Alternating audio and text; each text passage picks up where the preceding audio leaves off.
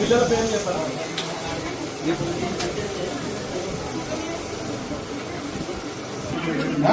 ఇబ్బంది ఉంటే చెప్పాలి.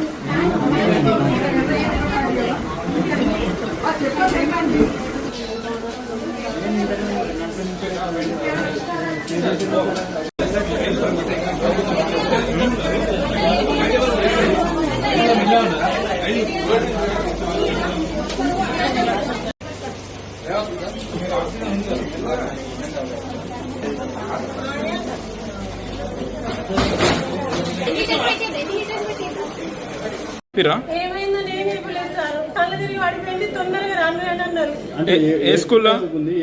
కొల్లపల్లి హాస్టల్లో, గురుకుల హాస్టల్లో.